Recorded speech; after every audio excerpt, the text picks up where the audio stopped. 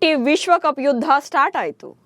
ಟೂರ್ನಿಯಲ್ಲಿ 20 ತಂಡಗಳಿದ್ರು ಕೂಡ ಎಲ್ಲರ ಕಣ್ಣು ಆಲ್ಮೋಸ್ಟ್ ಭಾರತದ ಮೇಲೆ ಇದೆ. ಯಾಕಂದ್ರೆ ಟೀಮ್ ಇಂಡಿಯಾ ಹಿಂದೆಂದಿಗಿದ್ಲು ಕೂಡ ಸೂಪರ್ ಸ್ಟ್ರಾಂಗ್ ಆಗಿದೆ.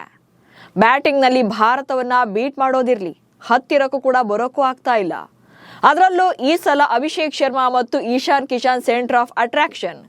ಇವತ್ತು ಅಮೆರಿಕ ವಿರುದ್ಧ ಮೊದಲ ಪಂದ್ಯಕ್ಕೆ ಸಜ್ಜಾಗಿರುವಂತಹ ಭಾರತ ಪರ ಪ್ಲೇಯಿಂಗ್ 11 ನಲ್ಲಿ ಯಾರೆಲ್ಲ ಕಣಕ್ಕಿಳಿತಾರೆ ಅನ್ನೋದನ್ನ ಈ ವಿಡಿಯೋದಲ್ಲಿ ಹೇಳ್ತೇನೆ. ನಾನು ಶಾಂತ. ನೀವು ಸುದ್ದಿಯಾನದ ಸಬ್ಸ್ಕ್ರೈಬರ್ ಆಗೋದಿಕ್ಕೆ ಮರಿಬೇಡಿ. 10ನೇ ಆವೃತ್ತಿಯ T20 ವಿಶ್ವಕಪ್ ಟೂರ್ನಿಯ ಉದ್ಘಾಟನಾ ಮ್ಯಾಚ್ ಅಲ್ಲಿ ಪಾಕಿಸ್ತಾನ ಮತ್ತು ನೆದರ್ಲ್ಯಾಂಡ್ ತಂಡಗಳು ಮುಖಾಮುಖಿಯಾಗಿವೆ.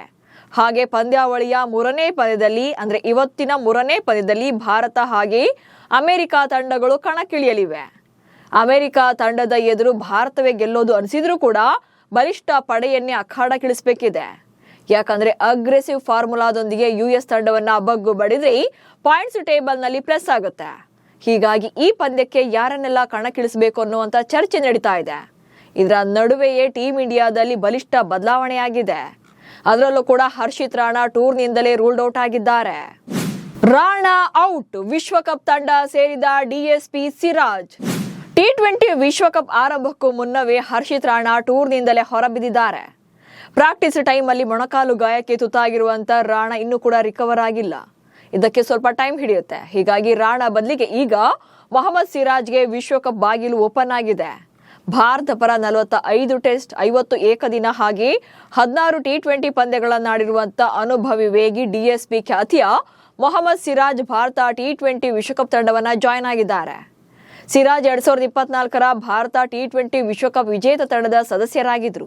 ಆದ್ರೆ ಭಾರತ ಪರ T20 ನಲ್ಲಿ ಕಾಣಿಸಿಕೊಂಡು ಈಗ ವರ್ಷವೇ ಕಳೆದಿದೆ. ಹೀಗಾಗಿ ಆರಂಭದ ಪಂದ್ಯಗಳಲ್ಲಿ ಪ್ಲೇಯಿಂಗ್ 11 ನಲ್ಲಿ ಆಡಿಸ್ತಾರಾ ಅಥವಾ ಇಲ್ವಾ ಎನ್ನುವಂತ ಅನುಮಾನ ಕೂಡ ಇದೆ. ಸೊ ಅಮೆರಿಕ ವಿರುದ್ಧದ ಭಾರತ ಪರ ಯಾರೆಲ್ಲ ಕಣಕ್ಕಿಳಿಬಹುದು ಅನ್ನೋದನ್ನ ನೋಡ್ತಾ ಹೋಗೋಣ. ಮೊದಲನೇದಾಗಿ as usual Abhishek Sharma innings ಅನ್ನ ಓಪನ್ ಮಾಡ್ತಾರೆ.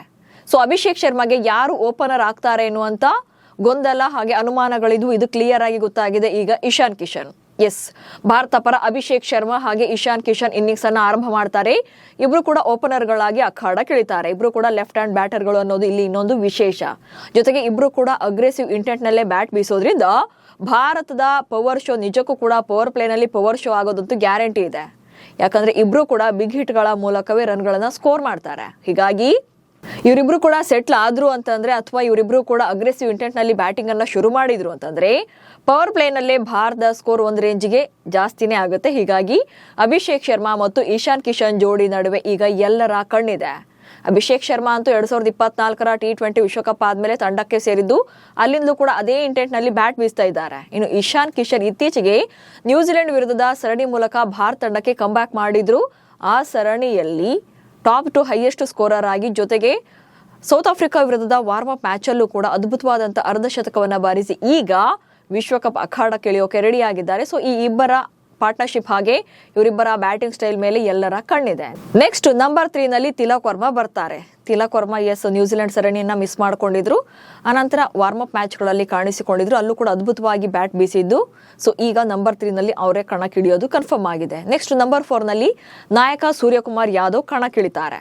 ಎಸ್, ವಿಶ್ವಕಪ್ ಆರಂಭಕ್ಕೂ ಮುನ್ನ ಸೂರ್ಯಕುಮಾರ್ ಯಾದವ್ ಅವರ ಫಾರ್ಮ್ ಬಗ್ಗೆ ದೊಡ್ಡ ತಲೆಬಿಸಿ ಆಗಿತ್ತು. ಯಾಕಂದ್ರೆ 2025ರಲ್ಲಿ ಅವರು ಕಂಪ್ಲೀಟ್ ಆಗಿ ಬ್ಯಾಟಿಂಗ್ ನಲ್ಲಿ ಕೊಲ್ಯಾಪ್ಸ್ ಆಗಿದ್ರು.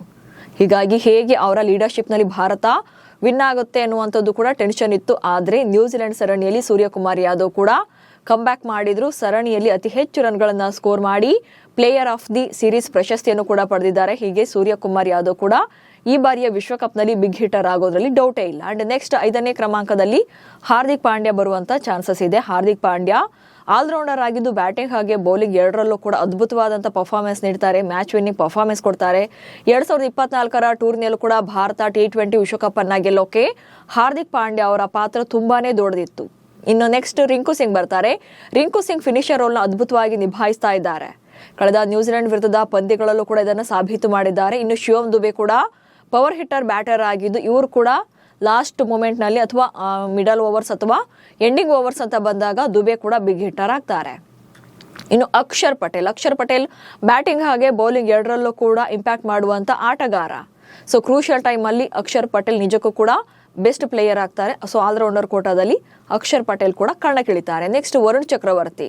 ಸೊ ಸ್ಪಿನ್ನಿಂಗ್ ವಿಭಾಗದಲ್ಲಿ ಕುಲ್ದೀಪ್ ರನ್ನ ಬೆಂಚ್ ಕಾಯಿಸಿ ವರುಣ್ ಚಕ್ರವರ್ತಿಯನ್ನ ಆಡಿಸೋದು ಬಹುತೇಕ ಕನ್ಫರ್ಮ್ ಇದೆ. ಅಂಡ್ ನೆಕ್ಸ್ಟ್ ಪೇಸ್ ವಿಭಾಗ ಅಂತ ಬಂದಾಗ ಹರ್ಷದೀಪ್ ಹಾಗೆ ಜಸ್ಪ್ರೀತ್ ಬುಮ್ರಾ ಅವಕಾಶನ ಪಡ್ಕೊಳ್ತಾರೆ. ಹರ್ಷದೀಪ್ ಹಾಗೆ ಜಸ್ಪ್ರೀತ್ ಬುಮ್ರಾ ಇಬ್ರು ಕೂಡ ವೇಗದ ಬೌಲರ್ಗಳಾಗಿ ಅದ್ಭುತವಾಗಿ ಪರ್ಫಾರ್ಮೆನ್ಸ್ ಅನ್ನ ಮಾಡ್ತಾರೆ. ಹೀಗಾಗಿ ಅವರೇ ಅವಕಾಶನ ಪಡ್ಕೊಳ್ತಾರೆ. ಇನ್ನು ಉಳಿದಂತೆ ಕುಲ್ದೀಪ್ ಯಾದವ್, ಸಂಜು ಸ್ಯಾಮ್ಸನ್, ವಾಷಿಂಗ್ಟನ್ ಸುಂದರ್ ಹಾಗೆ ಮೊಹಮ್ಮದ್ ಸಿರಾಜ್ ಬೆಂಚ್ ಅನ್ನ ಕಾಯಿಸಬೇಕಾಗುತ್ತೆ. ಅದು ಅಲ್ಲದೆ ವಿಶ್ವಕಪ್ ಟೂರ್ನಿ ರೌಂಡ್ ರಾಬಿನ್ ಲೀಗ್ ಮಾದರಿಯಲ್ಲಿ ನಡೆಯೋದ್ರಿಂದ ಭಾರತ ಪ್ರತಿ ಪಂದ್ಯವನ್ನು ಕೂಡ ಮಸ್ಟ್ ವಿನ್ ಅಂತೆಯೇ ಗೆಲ್ಲಬೇಕಾಗುತ್ತೆ. ಯಾಕಂದ್ರೆ ಪಾಯಿಂಟ್ಸ್ ಟೇಬಲ್ ನಲ್ಲಿ ಟಾಪರ್ ಆಗಿರೋರು ಇಂಪಾರ್ಟೆಂಟ್ ಆಗುತ್ತೆ. At the same time Bharat ಎಷ್ಟೇ ಬಲಿಷ್ಠವಾಗಿದ್ರು ಕೂಡ ಎದುರಾಳಿ ಅಮೆರಿಕ ತಂಡವನ್ನ ಡಮ್ಮಿ ಅಂತ ಪರಿಗಣಿಸೋಕಾಗಲ್ಲ. ಯಾಕಂದ್ರೆ ಅಲ್ಲೂ ಕೂಡ ಪ್ರತಿಭಾವಂತ ಪ್ಲೇಯರ್ಗಳಿದ್ದಾರೆ.